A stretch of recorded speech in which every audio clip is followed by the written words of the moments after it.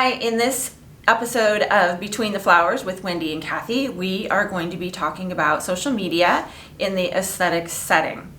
And you've heard us time and time again, you may have even seen us speak at conferences to the importance of social media, but there are definitely some things that you need to be cautious about when it comes to social media. Yes. The most important thing in your social media is remembering HIPAA and remembering patient privacy and remembering that there will be times that maybe you don't like what people say about you on social media. And I can share an incident from several years ago about a client that I had worked with for a very long time. And we had kind of been back and forth about her treatment. I felt that she would have been better served by not adding more filler. And ultimately, she was very dissatisfied and wrote a scathing, horrible review about me. And it was an absolute personal attack. And I was devastated. I'm not going to lie. My first instinct was, well, why can't we say something? It's not fair. She shouldn't be able to talk about me like that. And my employer at the time, a wonderful, wonderful man, said, you know what, we can't respond to this publicly because it makes it worse. And so through this, and it was very difficult for me. It was very, very, I felt attacked. I felt like that I was unfairly treated in that.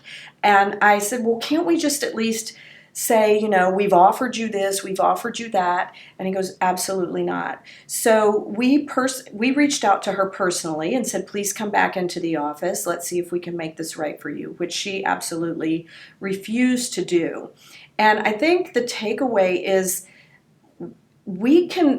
if we respond to this and we engage on social media, we kind of take ourselves down to that level. And we have to remember that these patients are protected by HIPAA.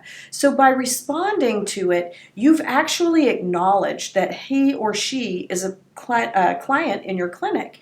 And so your best course of action is to actually just let this go, respond to them privately, see if you can have them into the office to try to make amends. And the reality is, when I had my friends and colleagues read what was written about me that was so incredibly hurtful, each and every one of them said, this is obviously a personal attack on you, and this is no reflection on you professionally. This person is mad at you.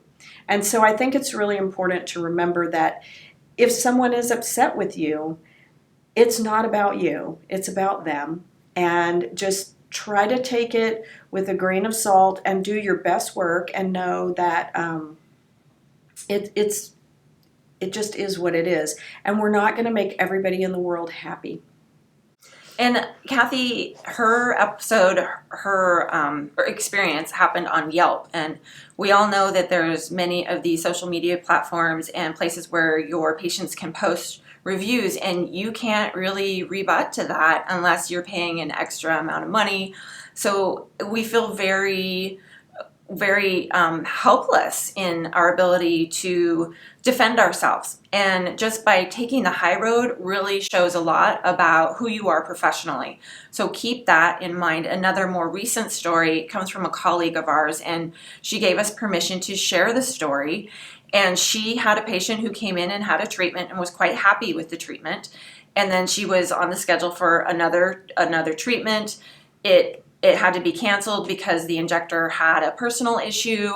The patient was upset by that. Again, she got rescheduled, and again, there was another personal issue that happened by the injector, and that was communicated. The injector said very plainly to the patient, yet she was very upset that now it was really compromising her time, and I'm sure she didn't feel like she was being heard, but they were very communicative to her and also then offered her, a free treatment and all those things that we do to try to make our patients happy.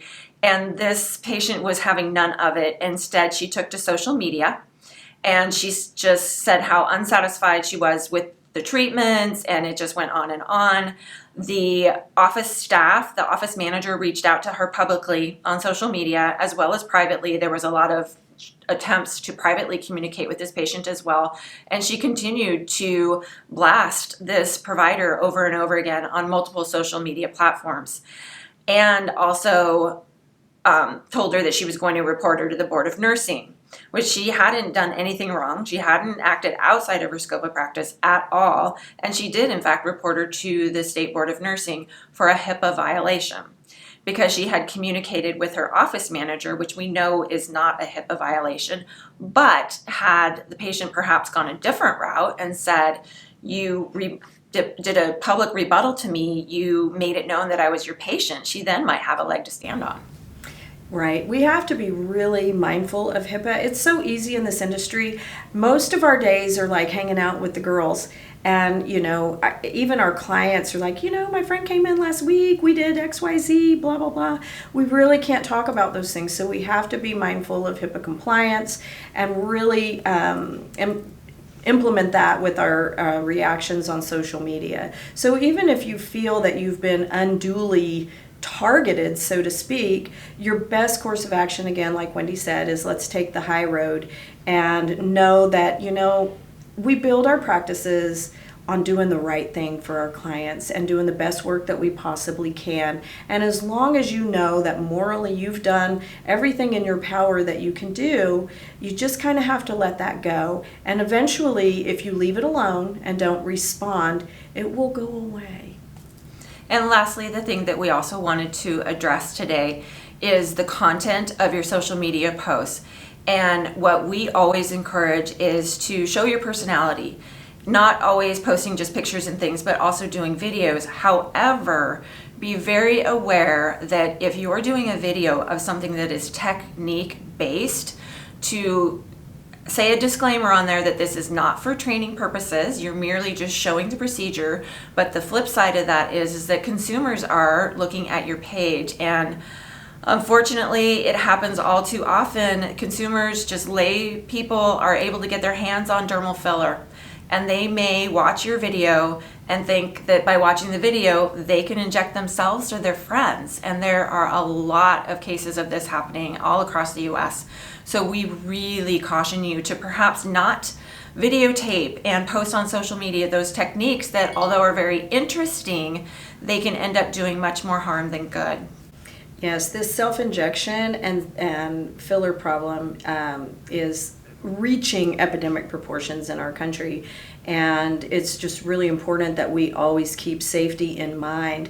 And these lay people just assume because they saw it on the internet they can do it. I mean, I've heard people say, you can learn to do anything on YouTube, and that may be true if you're fixing a washing machine, but if you are having your face injected, you really want a licensed professional that understands the anatomy and the importance of safety and has antidotes available should something go wrong.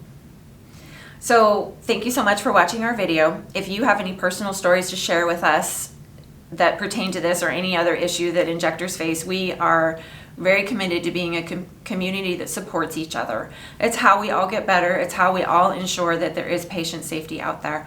So we look forward to your feedback. Also, if you need any advice, if you're having issues like this or anything else in regard to your business, we are more than happy to talk to you about those. Sorry. So please follow us on our YouTube, our Instagram, Facebook, and again, we're on the web. You can reach us via email if you ever have questions or concerns. Thanks for your time.